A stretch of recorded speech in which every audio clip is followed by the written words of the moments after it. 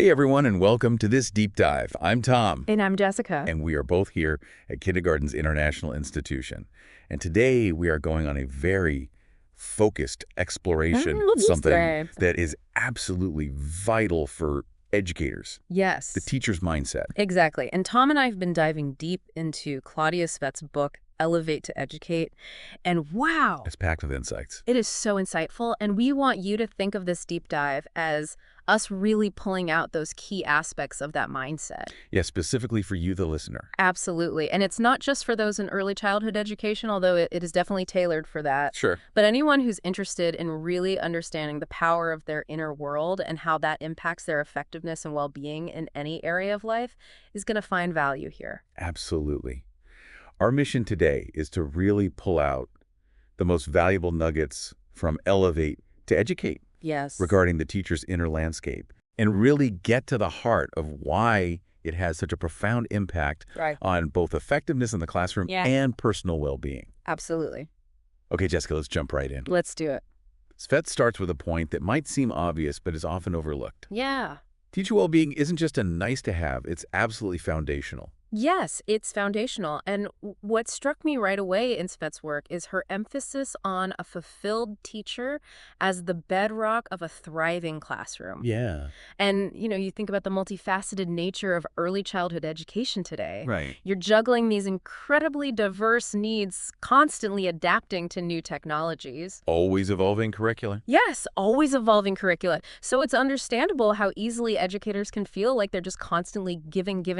Yeah. And potentially leading down that path to burnout. It's not just a feeling either.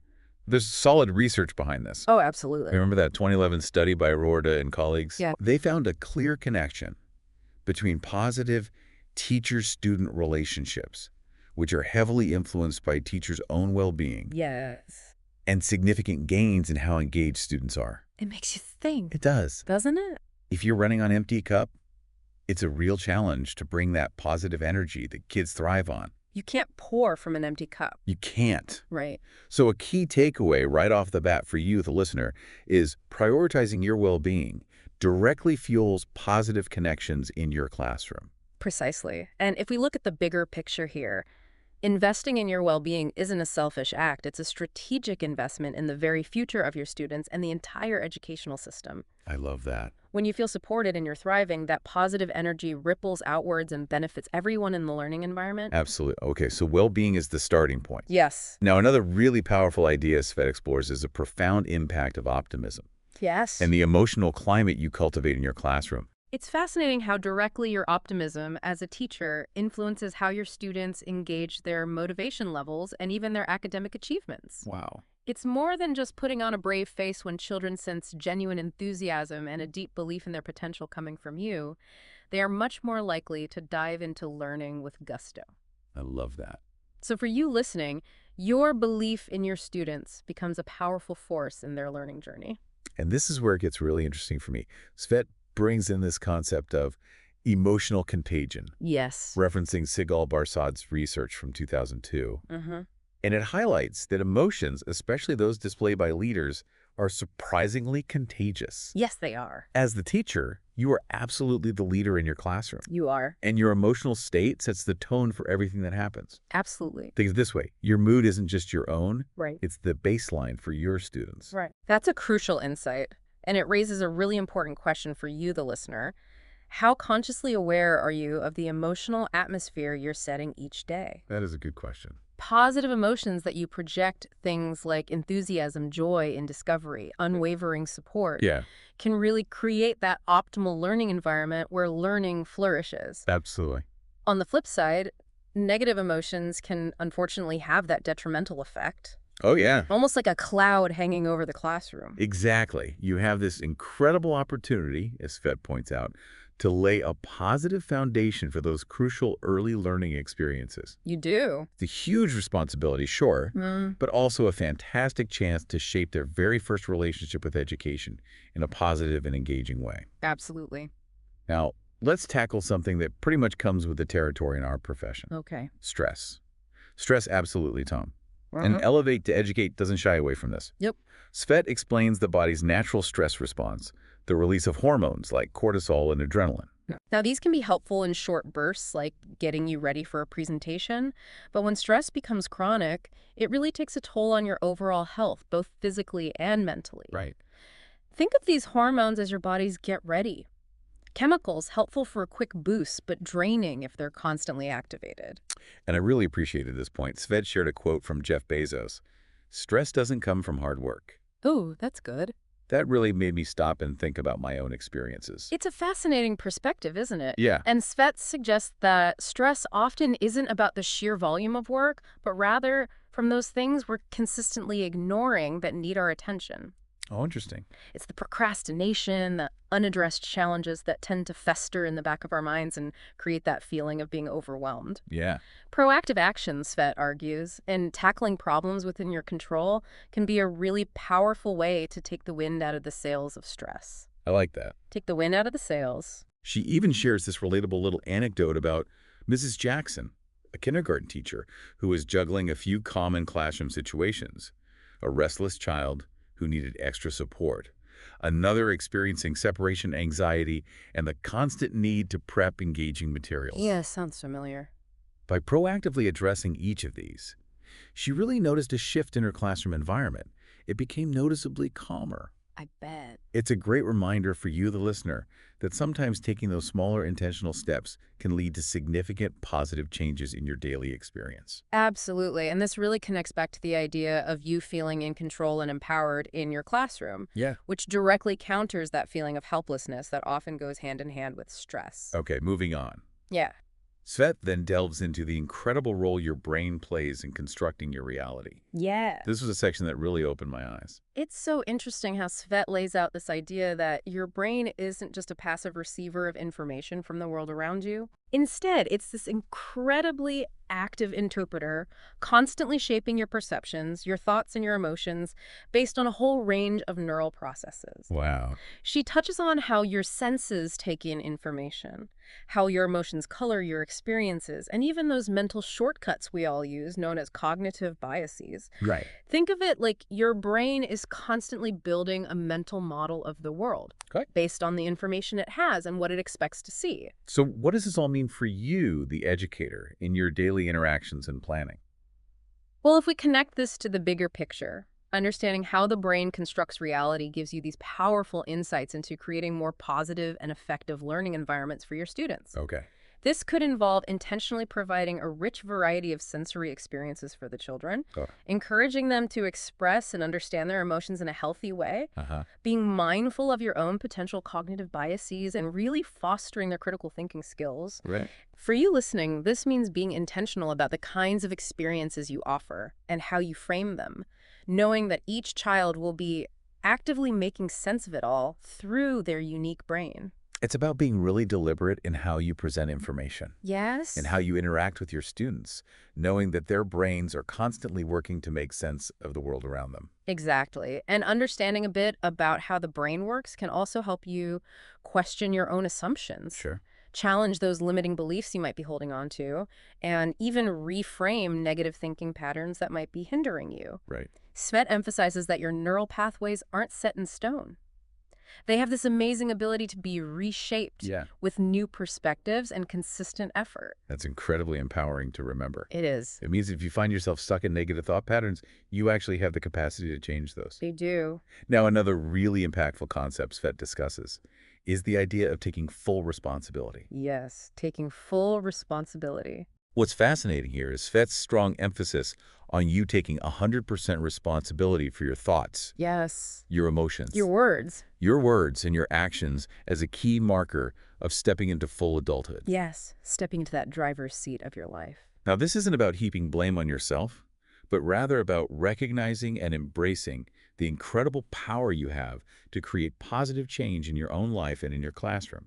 It's about acknowledging your agency in every situation. It's about reclaiming that steering wheel in your life, as Svet so aptly puts it. I love that. Instead of feeling like you're just being tossed around by circumstances, you recognize your own power in shaping your experiences. And if we connect this to the bigger picture for you, the listener challenges then become opportunities for you to grow setbacks, build your resilience, and even mistakes transform into valuable lessons that you can learn from. Yeah. It's a real shift in perspective from feeling like things are happening to you to understanding yourself as the active creator of your experience. I love that Svet shares this really inspiring story of Ms. Lily, a teacher who was feeling completely overwhelmed by everything on her plate. Oh, I know that feeling.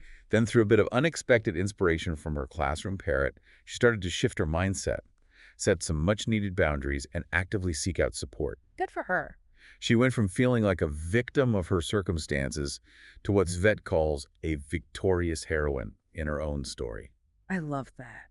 It's a powerful reminder for you, the listener, of your own potential to rewrite your narrative. This really highlights the transformative power that comes with taking complete responsibility. Yeah. It's about recognizing that while you can't always control what life throws your way, you absolutely have control over how you choose to respond to it. Now, this leads perfectly into the crucial role of your own thoughts and beliefs. Our thoughts and beliefs, absolutely. Svet emphasizes just how much your beliefs actually shape your interactions and your expectations, and how this can have a profound influence on a student's growth and development. It's really interesting to consider how your own beliefs can sometimes inadvertently create self-fulfilling prophecies in your classroom. For example, if you believe that a particular student is inherently difficult or unteachable, Oh, yeah. your interactions with that child might subconsciously reflect that belief, which could then, unfortunately, reinforce that very behavior or hinder the child's potential. Right. Similarly, if you harbor doubts about your own abilities as an educator, Sure. you might inadvertently limit your own creativity and innovation in the classroom. It's almost like our brains are wired to actively seek out and confirm what we already believe to be true. They are. Svet uses the really relatable example of a child who is sometimes restless in class. Yeah. You might label that child as disruptive, and then your attention will naturally focus on the instances that seem to confirm that label. Right. And you might unintentionally overlook moments of engagement or creativity from that same child. Exactly. And this raises a really important question for you to ponder. How aware are you of any unconscious biases that might be subtly shaping how you perceive your students? It's a really good question. Your beliefs as a teacher really do carry significant weight and can profoundly impact a student's achievement and their own self-belief. Yeah. If you genuinely believe in a child's capacity to learn and grow, Yeah. that belief itself can become a very powerful catalyst for a positive change in that child's learning journey. And Svet goes on to define these limiting beliefs and negative thought patterns, really explaining how they can undermine not only your effectiveness as an educator, but also ultimately the growth of your students. Yes, and let's not forget the significant consequences on your own well-being. Right. Things like increased stress and the potential for burnout. Exactly. And those negative perceptions can even be internalized by your students over time, contributing to that unfortunate self-fulfilling prophecy of underachievement. It becomes clear that recognizing and actively challenging these limiting beliefs is an ongoing but absolutely essential process for you as an educator. It is.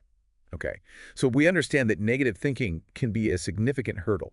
Now, Svet dives into this fascinating concept of the negativity bias. The negativity bias. Provides some really practical strategies for how you can actively cultivate more positivity in your thinking. I like this. What's fascinating here is understanding the evolutionary roots of this negativity bias. Yeah. Our brains are naturally wired to be more sensitive to potential threats in our environment as a survival mechanism. Right. While this served our ancestors well in our modern world, it often means that negative thoughts can arise more easily. Yes. And tend to feel more sticky than positive ones. It's true. Negative experiences also have a tendency to leave a more lasting imprint on our neural pathways. Oh. Think of it like Velcro for negative experiences. Oh, wow. And Teflon for positive ones. Like that.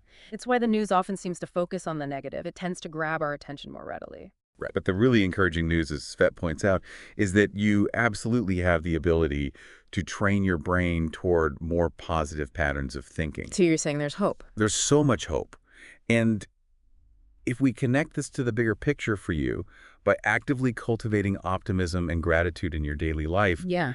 and by consciously making an effort to look for the positive aspects of situations, Okay. you can, over time, counteract this innate negativity bias. It does take consistent effort and intention, But the rewards for your own well-being and for creating a more positive and supportive environment for your students are truly immense. Absolutely. So a key takeaway for you listening is to be vigilant about monitoring your thought patterns. Yeah. And making a conscious choice to replace those negative thoughts with more positive and empowering beliefs. So it's about being really mindful of your internal dialogue. Yes. And actively choosing to steer it in a more positive and constructive direction. I love that analogy of steering that car. Now, this ties in beautifully with the incredible concept of neuroplasticity that Svet discusses. Neuroplasticity, my favorite topic. This is where it gets really exciting. It does. Neuroplasticity is essentially your brain's remarkable ability to physically change its structure and function in response to your thoughts, your experiences, and what you focus on. Yes, and positive thoughts and experiences can actually strengthen the connections between neurons. Wow. Making those thought patterns more dominant and easier to access, while negative thought patterns can reinforce hindering pathways.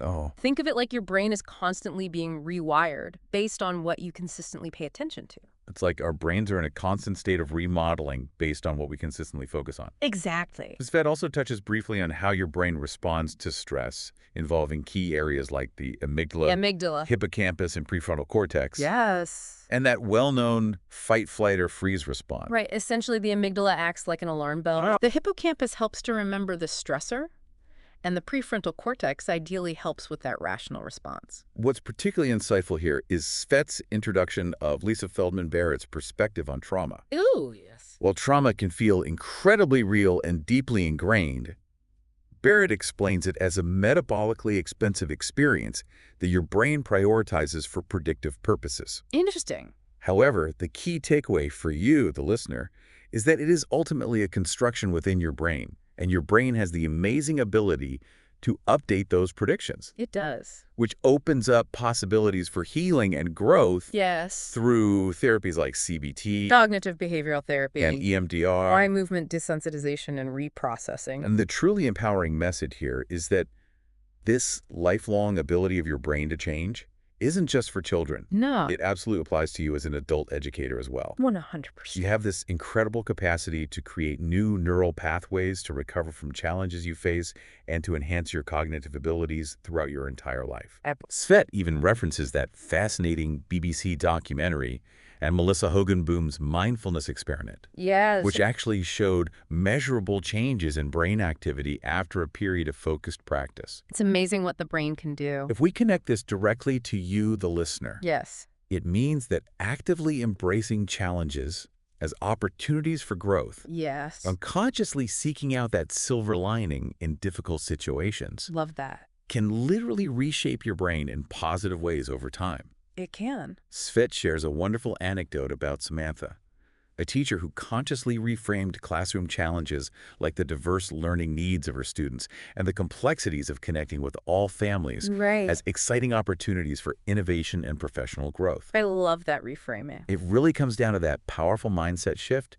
choosing to view difficulties not as insurmountable roadblocks, yes, but as valuable chances for you to learn to develop new skills and to grow both personally and professionally. Absolutely. Now, shifting our focus a bit to the realm of emotions, Svet delves into the importance of heart-centered teaching and emotional intelligence. Yes, heart-centered teaching is so crucial, and teaching young children requires so much more than just conveying academic knowledge. Right. It demands a high degree of emotional intelligence and a genuine heart-centered approach. Absolutely. Children at this age are incredibly perceptive. They are. And they absorb the emotional environment around them like sponges. Yeah. Your emotional state has a direct impact on their sense of safety and their ability to learn effectively.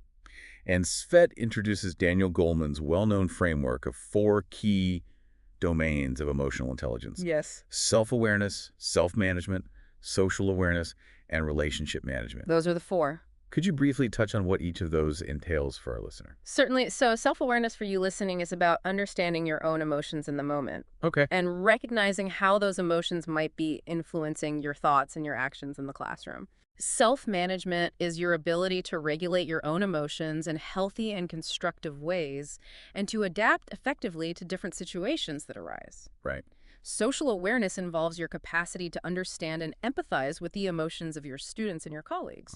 And finally, relationship management is about your skills in building and maintaining positive and healthy relationships with others, including effectively managing any conflicts that might arise.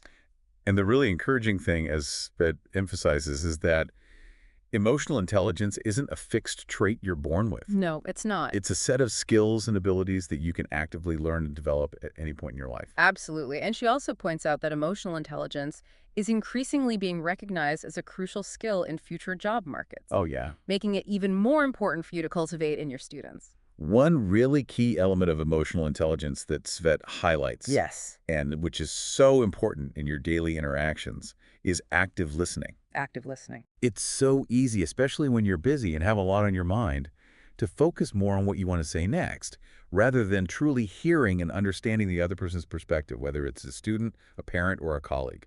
That's so true. And I really appreciated Svet sharing her own personal experience about communication challenges she faced with her husband, and how consciously practicing active listening made a truly transformative difference in their relationship. Wow. It's definitely a skill that requires conscious effort and ongoing practice. What's fascinating here are the key components of active listening that Svet outlines for you, the listener. Okay, lay it on us. Paying your full attention to the speaker, showing genuine interest through your body language and verbal cues. Yes. Consciously avoiding interrupting them, reflecting back what you're hearing to ensure you've understood correctly. Asking clarifying questions to gain deeper insight. Yes. Providing thoughtful and constructive feedback, and maintaining a non-judgmental attitude throughout the interaction. Those are really good points. And it's really about creating that safe and supportive environment where your students and others you interact with feel truly valued and heard, encouraging them to express themselves openly and honestly. Absolutely. It also serves as a powerful model of respectful communication, which is such a vital life skill that you're teaching by example. Now let's move on to this concept of conscious teaching that Svet introduces. Conscious teaching at its core, as Svet describes it, is about you being fully present and intentionally aware in your role as an educator. Okay. It's about showing up for your students with an open mind and an open heart, fostering an atmosphere of genuine trust, safety, and mutual respect within your classroom. I like it. In essence, you become a living example of how to navigate the world with greater awareness and authenticity. It sounds like it goes far beyond simply delivering a lesson plan. It's really about the entire way you are and interact within the classroom environment. Absolutely. And then Svet touches on this intriguing map of consciousness, drawn from David Hawkins' book, Power versus Force. Ooh. This was a really thought-provoking concept for me. It is a thought-provoking concept, and what's truly interesting about Hawkins' model, as presented by Svet, is this idea that consciousness operates on different vibrational levels. Okay. And that each of these levels is associated with different emotions and states of being. Right. He actually assigns numerical values to these levels. Wow. With lower numbers representing more negative and contractive emotions like shame and guilt, and higher numbers representing more positive and expansive states such as love and joy. And how does this somewhat abstract idea apply to you as a teacher in the practical realities of your classroom?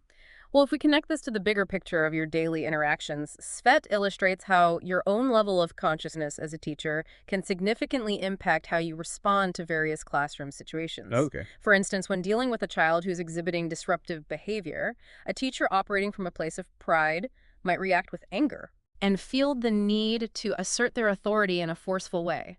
Whereas a teacher operating from a place of courage might approach the same situation with greater calmness, empathy, and a genuine focus on understanding the underlying cause of the behavior and finding solutions together. It really highlights how the emotional energy you bring to an interaction can significantly influence the outcome. It does. While Svet does acknowledge that Hawkins' theory has faced its share of criticism, Sure.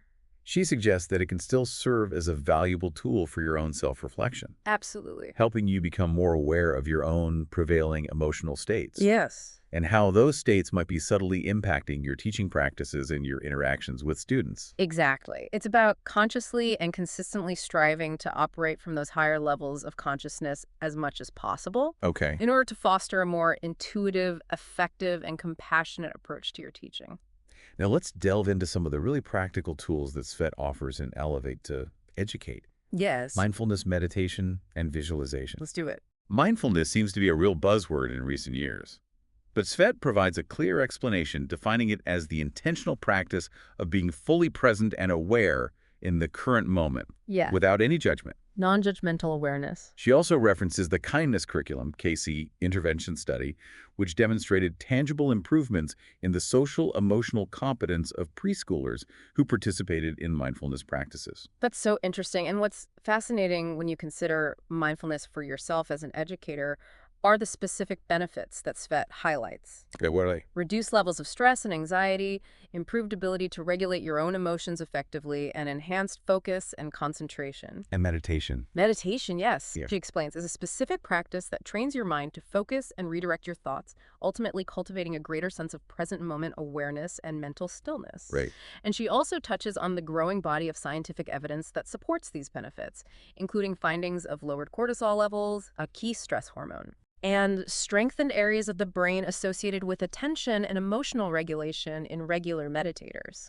And Svet also introduces this really lovely idea of connecting with what she calls your highest self through the practice of meditation, I love that. suggesting that it allows you to tap into an inner source of love, peace, and inherent wisdom. Yes, and for anyone listening who feels curious about starting, Yeah. Svet provides some very simple and accessible first steps, such as finding a quiet time and place where you won't be disturbed, Right. getting yourself into a comfortable position, Mm-hmm. focusing your attention gently on your breath, and perhaps choosing a guided meditation technique to begin with. Okay. She even offers a simple square breathing technique that can be easily taught and practiced with children. And then there's the powerful technique of visualization, Visualization. which is deeply rooted in your brain's incredible ability to create vivid mental imagery and even simulate experiences internally. Our amazing brains. Neuroimaging studies have shown that when you clearly visualize an action or an outcome, Yeah. your brain actually activates many of the same neural pathways, as if you were physically performing that action or experiencing that event in reality. That's incredible. Svet explains how this functional equivalence hypothesis can be a valuable tool for you to improve your focus and concentration, to enhance your sense of confidence, and even to develop specific skills. Wow. It's a technique that has been successfully utilized in fields like sports psychology and even in managing chronic pain. That's fascinating. So it's about using the power of your imagination to vividly picture those desired outcomes in your mind. Yes. Essentially priming your brain for greater success in those areas. I love that. Now, shifting gears somewhat, let's talk about the absolutely vital role that your own physical well-being plays as an educator. Absolutely. Tom Svet strongly emphasizes that your physical health encompassing aspects like getting enough quality sleep, nourishing your body with good nutrition, engaging in regular physical exercise, and nurturing your connection with the natural world is absolutely fundamental to your effectiveness and overall vitality as an educator. It's not just about your personal health. It directly impacts your energy levels throughout the day, your patience when interacting with students, your creative thinking abilities, and even your capacity to model healthy self-care habits for your students. Exactly. And sleep, for example, is so often the first thing to be sacrificed when life gets busy. Oh, yeah. But Svet really highlights the critical science behind it. Oh, yeah. How crucial it is for things like memory consolidation, regulating your emotions effectively, and even for the optimal functioning of your neurochemistry. Right. She provides some really practical and actionable tips for creating a more sleep-friendly environment in your own home, and even shares a personal anecdote about how her own experiences with sleep deprivation had a noticeable negative impact on her teaching until she made consciously prioritizing sleep a regular practice again. And physical exercise is another key component that Svet underscores. It is. She discusses the robust connection between regular physical activity and improved mental health, highlighting how it can be a particularly powerful tool for you to manage stress effectively and to enhance your overall performance in the classroom. Yes. And she even shares some compelling research on the remarkable benefits that short bursts of high-intensity exercise can have on your brain health. Oh, wow. Suggesting some practical ways you can incorporate these into even a busy schedule, such as doing short sprint intervals or taking the stairs whenever possible. Great ideas. Little things can make a big difference. And let's definitely not overlook the often underestimated power of connecting with nature. Being in nature is so important. Svet talks about how spending time in the natural world has been shown to reduce stress levels, enhance creativity, improve your focus and attention span, and generally boost your mood and sense of well-being. I know. I feel that every time I go for a walk in the park. She offers some really practical ways you can weave more nature into your life, even if you live in a city, such as taking regular walks in a local park or even exploring the practice of forest bathing, which sounds incredibly restorative. It does, and then there's the foundational aspect of nutrition. Food. Food, yes. Svet emphasizes the critical importance of nourishing your body with a balanced and nutrient-rich diet for sustained energy levels, mental clarity throughout the day, and overall resilience to stress. Right. She highlights some key nutrients that are particularly important and also discusses the negative impacts of dehydration and heavily processed foods on your energy and focus. She does. She also delves into the significant effects that consuming high amounts of sugar and refined carbohydrates can have on insulin resistance and the increased risk of depression, citing some relevant and insightful research in this area. That Netherlands study of depression and anxiety that Svet mentions was quite eye-opening. It is a fascinating study. And she also touches on some fascinating research that shows how even low glucose levels in your body can be related to greater feelings of aggression, which obviously has real implications for your patience and self-control in the classroom. Absolutely. Svet offers some practical glucose balancing hacks and then introduces the fascinating and increasingly understood gut-brain connection. A gut-brain connection. What a fascinating area of research. What's truly interesting about the gut-brain axis is how the health of your gut microbiome, the trillions of bacteria that live in your digestive system, can actually have a significant impact on your brain function, your mood regulation, and your overall energy levels. Wow. Svet provides some helpful suggestions for fostering a healthy gut, such as eating a diverse range of whole foods, including prebiotic and probiotic-rich foods, and also managing your stress levels and prioritizing quality sleep, as these all have a direct impact on your gut health. And she even mentions the positive effects that incorporating psyllium fiber into your diet can have on supporting beneficial gut bacteria.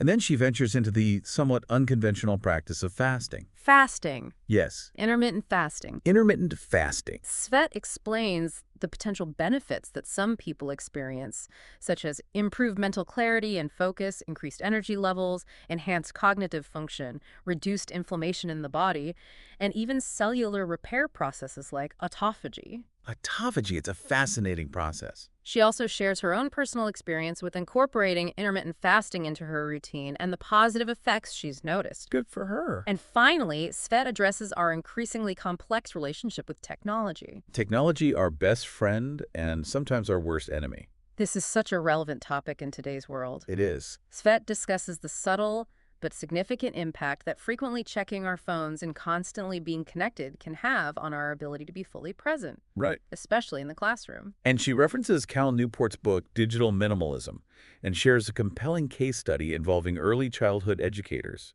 who reported significant benefits including improved student engagement and decreased personal stress. Wow. After undertaking a conscious digital declutter. I like that. She suggests starting with small, manageable experiments like implementing phone-free periods during class time or establishing evening tech curfews for yourself. It really comes down to being much more intentional about how we use technology and actively protecting those precious moments of genuine human connection and focused attention within the classroom. Absolutely. Now let's move on to the essential.